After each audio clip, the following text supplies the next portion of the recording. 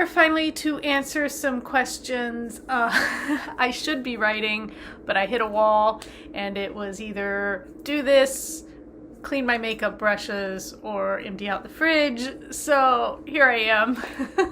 I've been gathering questions from various places. People have been sending them to me, and I've got them here. So if you see me looking down, it's because I'm reading the questions, and then I will answer them.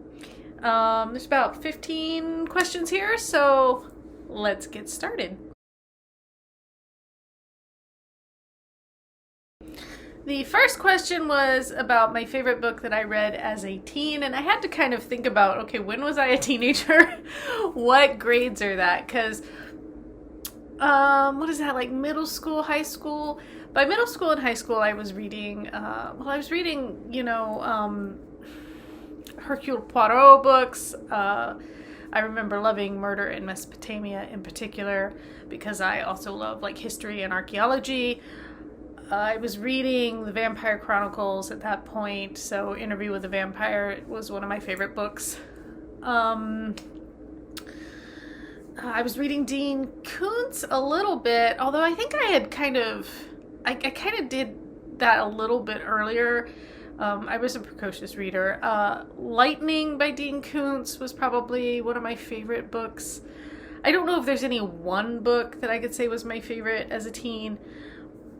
I remember this book called A Band of Angels by Julian Thompson, I think. And I remember liking that. Yet I can't remember anything about the book. So I don't know what that says about the book, except that I worked at a library, and you know, when you're working at a library and you're shifting stacks and things like that, you come across random books all the time, and that's how I found this book and picked it up and read it. And I remember at the time finding it very impactful. I think it had something to do with some kids traveling across the U.S. There might have been like a nuclear war story there, but I don't remember all of the details. I just remember liking the book. So those are books I read as a teen. I don't know if there's any one favorite, but those were some that I enjoyed. The next question is a book I'll never read again, and that would be most of them. I seldom reread books. I have to really, really like a book to want to go back and read it again, because there's just so many new books to read and explore. So it says more about the books that I do reread than the ones I don't. It's kind of funny because I have so many books on my shelves, and yet most of them I will probably never read again, which is kind of sad because I love them.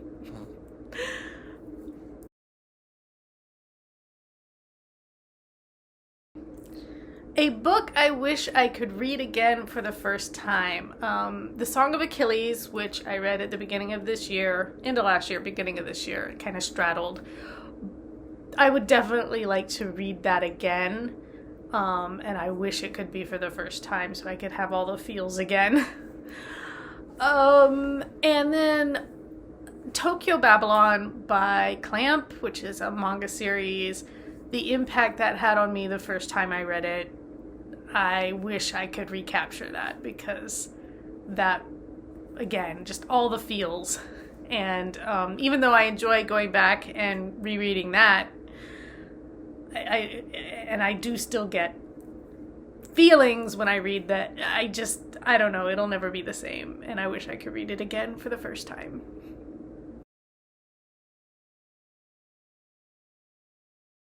Which fictional world would you choose to live in? I don't know. Probably something lighthearted and fun, like Cardcaptor Sakura, Tomoeda or something. I enjoy Stranger Things, obviously, and I had a question that'll come later about the number of Stranger Things shirts I own, but I don't think I'd want to live in Stranger Things, but I don't think there's ever been a world where I've been like, oh, I wish I could live in that. I mean, I love Jane Austen and things like that, but do I want to go back to when, like, indoor plumbing was not a thing? Not really. Maybe visit for a day, but I don't think there are many that I'd want to live in.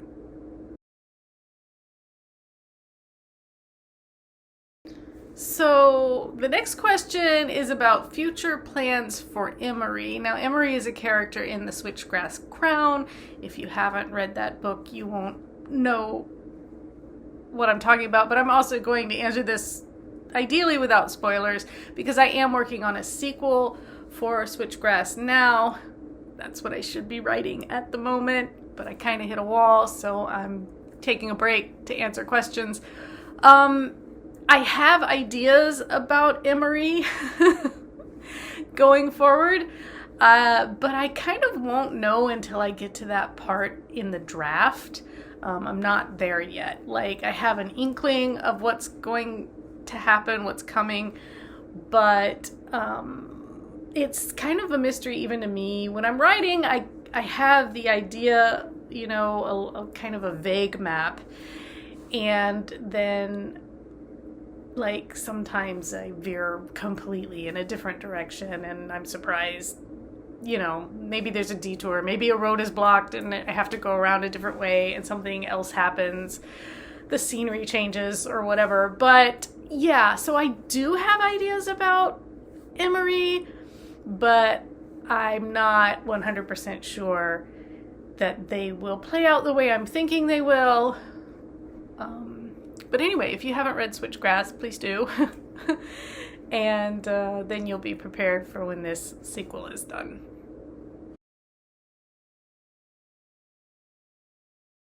My number one bookish regret is probably not finishing the Changers series. So Manifesting Destiny was supposed to be the first in a trilogy of young adult books, and it's no longer available. It's no longer on the market.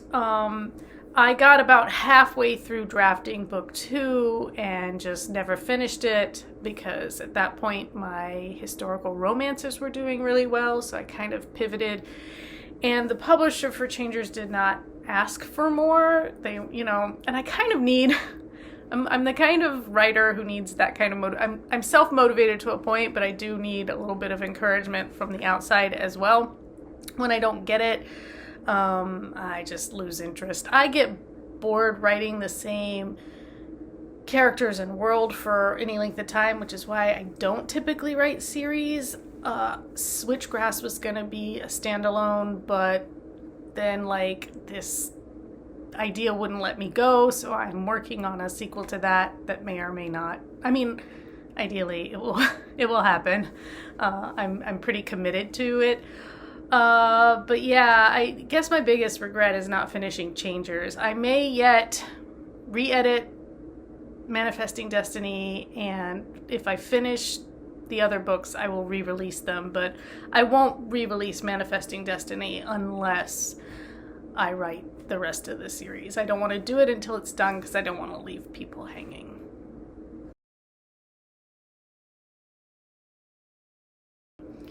And then, to what do you attribute your writing skill? Which is very flattering that someone thinks I'm a skilled writer. I honestly, I would say I have a master's in writing, literature, and publishing, but honestly, I think all of my skill came from reading and just absorbing story and grammar and the way things are put together. I just don't think you can write well if you don't read a lot. And I especially as a child, as an only child, I devoured books constantly and just kind of imbibed and absorbed. This is how this works. This is how you tell a story. It's how I learned most of my vocabulary. I can't stress enough that writers should read. Because that's, I think, where I picked up most of my understanding and skill in writing. Same for screenwriting. watching a lot of movies, watching a lot of TV. You know, when I took screenwriting classes, pretty much the curriculum was go read scripts.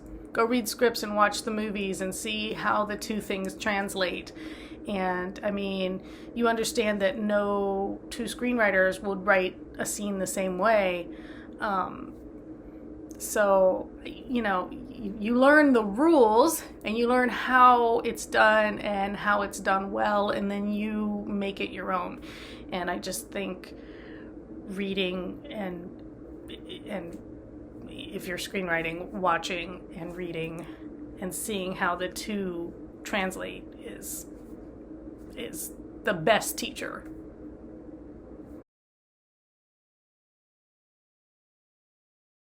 What book most exemplifies great writing to you or to me? Okay. So since great writing is really, really subjective, it kind of also just depends on what you consider great, how you define great. Like, is it technically well written? Is it an absorbing story? Is this great character development? Is the dialogue fantastic? Like, there are a lot of elements to great writing, and people value different things differently. Like, I'm a character writer. Plot for me is secondary. I'll follow great characters anywhere, but some people are like, no, I need like a plot that does this and is, you know, and I don't care, you know, what the characters are like. So it's so personal and so subjective. So like the Song of Achilles to me is beautifully written. It's lyrical. I would consider that great writing, even though there are parts of it, if you go watch my video, it may sound like I don't love it, but like I'm conflicted about that book and I think about it a lot. And to me, that's great writing because it stays in my brain. It stays with me. Boyfriend Material, I thought that was a great book. That's great writing in a fun, character-driven, you know, way, heart, you know, uplifting. Good Omens is great writing in the characters and the way multiple plot lines are woven together to come together, and the footnotes, and you know, I think that's a great. Le Carré's spy novels are great writing for what they do. So you know, voice, technique, plot, it just depends on what you're looking for in writing, what you consider great. But those are some of the books I would consider great from various standpoints.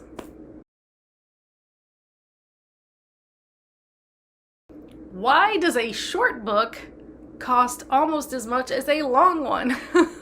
Okay, so this is like the latest thing about how like you can buy these little novellas and they'll be like $20 when a full-priced book is like $25 or $30 or what, you know.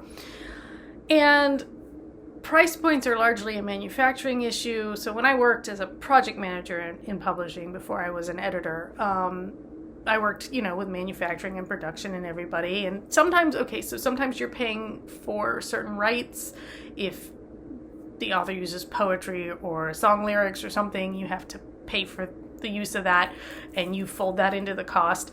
That's a small thing, and it's not super common, but that is a consideration. Then there's just like the type of paper you're using, the type of binding you're using.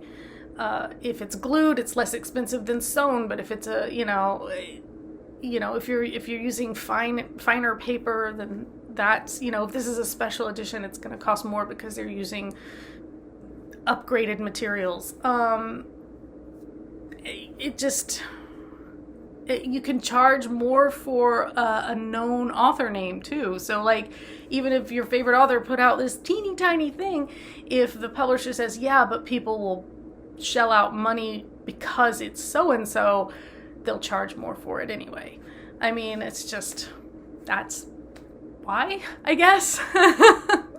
Those are just some factors in publishing. I mean, right now, all materials are costing more, so prices, you know, are inflated broadly anyway.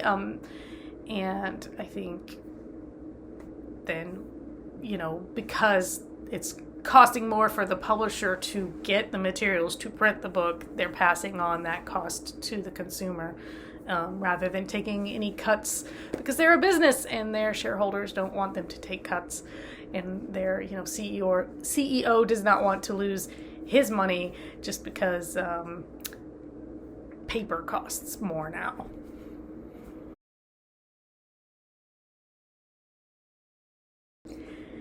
Advice for creating a diverse cast of characters without tokenism.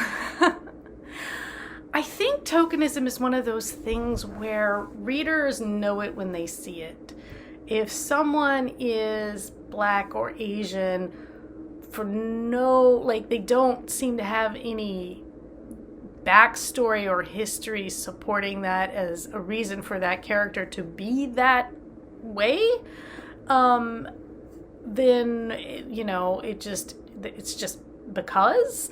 If you're trying to show a world that is diverse, in Changers, Rand is Black. I wanted him to be Black and Marcus to be gay so that you could see that in the world of Manifesting Destiny Changers, those things are no longer something that anybody cares about. People are treated equally regardless of those things, because in Manifesting Destiny, it's your clan that matters. It doesn't matter what color or gender or sexuality you are. It just matters that you come from like a ruling clan versus, a more subservient clan, or stronger, whatever. So I think, there needs to be a reason for the diversity beyond diversity for diversity's sake, and I think readers can usually pick that out pretty quickly. But at the same time, when you're building a backstory for a character whose ethnicity or sexuality or whatever is different from yours, you need to do your research, not be trying to speak for them. That's when you get into the whole sensitivity readers thing. It's a bit of a minefield. There's no easy answer, basically. I think it's just something you really need to handle with care, treat with care.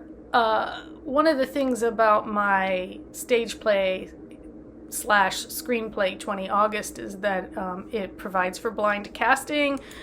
The four main characters don't have any, they aren't described in any way that is, so-and-so needs to be this, so-and-so needs, so it would work on multiple levels and would have slightly different impact depending on the race of the characters. I did that on purpose, and it got commented on a few times in competition that some people really liked that and some people really didn't. And, but that was purposeful to make it easier to cast for community theaters and whatnot too. That's kind of a nice open door for them. It's a thorny subject. I wish I had a more extensive answer for you, but it's kind of a handle with care situation.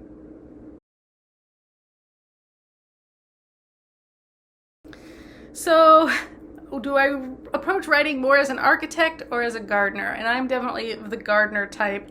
I am an organic writer. I nurture my characters into being and then kind of design a garden around them. I'm not a super strong plotter, which is more of an architectural, I'm going to build this story and then move people into the house that I've built. And that hasn't really changed a whole lot over time. I will say early on, when I wanted to write for Star Trek or something, I might have been more plotting because that required it. But it's always, for me, I've always been a character writer, and I feel like characters are more of an organic, you have to treat them like people. You have to treat them like people you know. And the plot develops from their behaviors as opposed to creating a plot and then plugging in people and kind of making characters that behave a certain way to serve the plot. You know what I'm saying? So that's just me. Obviously, there are authors who write completely the other way. I have many writer friends who outline and plot and, and I feel like a reader can tell the difference between somebody who's outlined and not, and neither one of those things is bad. I think it's more a preference. I definitely have read my share of like Tom Clancy and Michael Crichton and things like that. I do feel like plot heavy stuff tends to go in the thriller, sci-fi. Not saying that there aren't great sci-fis with strong characters, or thrillers with, character development. I'm just saying, like, there's definitely more plotting involved in general. I'm speaking very broad generalizations here. But yeah, I'm definitely more of a Gardner, and I think that's always been the case because people interest me, characters interest me ever since I was young, ever since I was first watching TV, and I was more interested in character interactions than whatever the story was. That's how I go.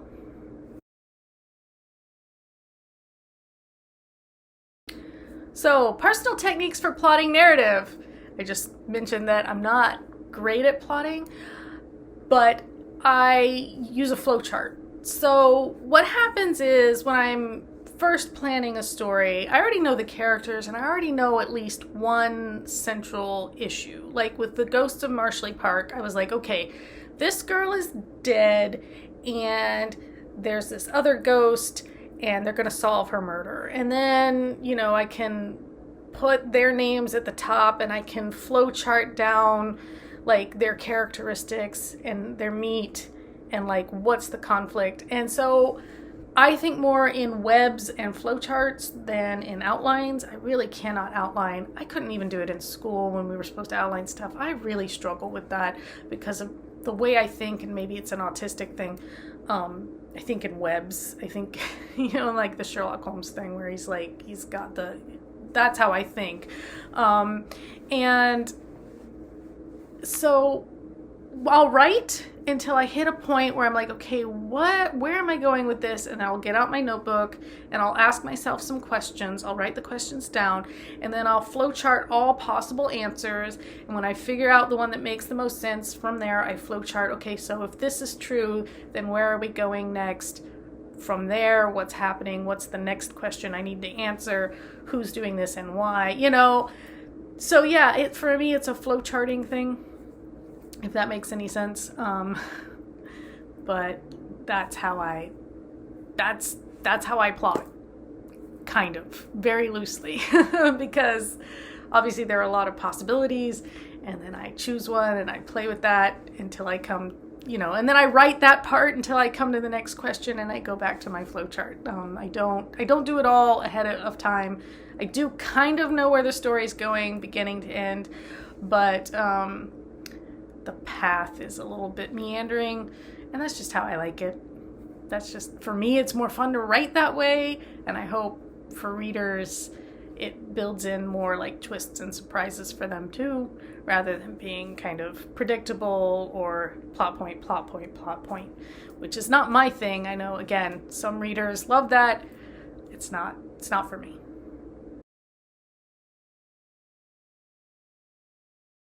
Who is my favorite character that I've written, and why are they special to me? My favorite character always seems to be the most recent one. So I will say, for a long time, Peter Stoller, maybe because I was just living with him, like, in my head, was one of my favorites. Julian from The Ghosts of Marshley Park.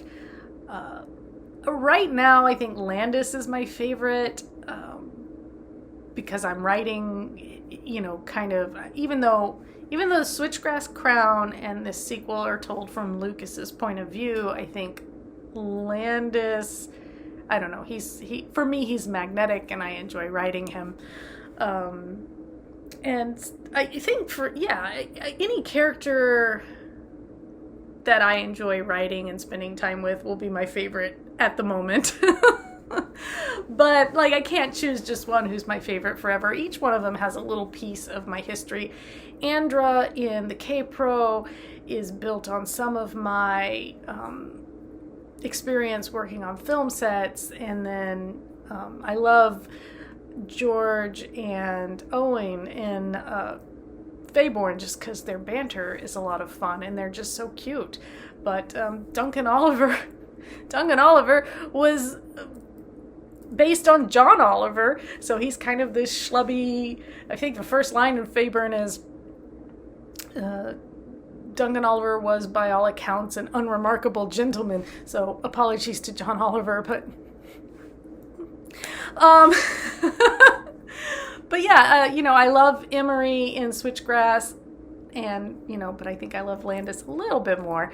He's just got a little more personality, I think, is it. And then, but Lucas and Emery together are a blend of one of my kids, and then like Faye is a little bit like one of my other kids, and C in Manifesting Destiny was based on one of my kids. So, I love them because they're, that's my taking people I love and literally putting them in books and making them immortal in some form or fashion. So, but I don't have a favorite. I have different favorites at different times, or like my favorite for this reason, and this one over here is my favorite for another reason. But yeah, I don't think there's any one favorite. They're all special to me for different reasons.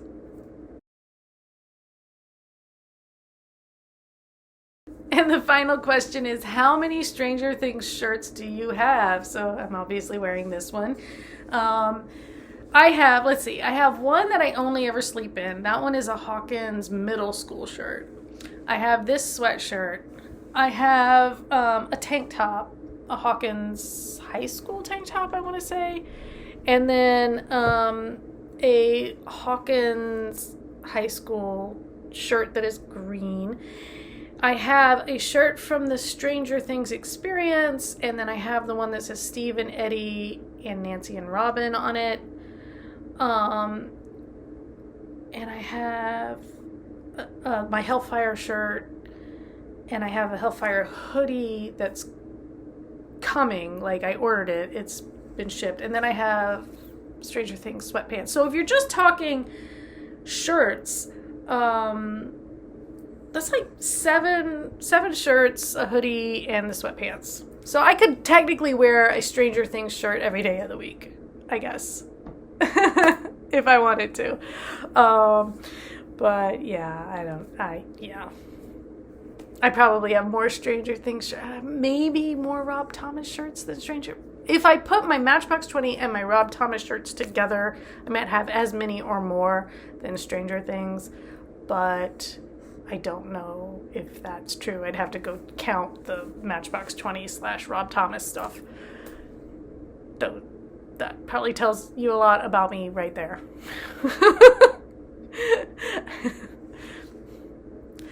Anyway, those are all the questions I received, and it's been fun answering them. And yes, the cat is here causing grief. And if people ask more questions, I might do another one of these down the line. But yeah, in the meantime, this has been fun. If you have more writing questions or book questions, let me know. If you have questions of any other kind, let me know. I may or may not answer them. But yeah, thanks for tuning in. Thanks for all your questions. Thanks for subscribing. I was glad to get to 100 plus subscribers last year, and maybe if we get to like 200 at the end of this year, we can do something fun again. In the meantime, take care.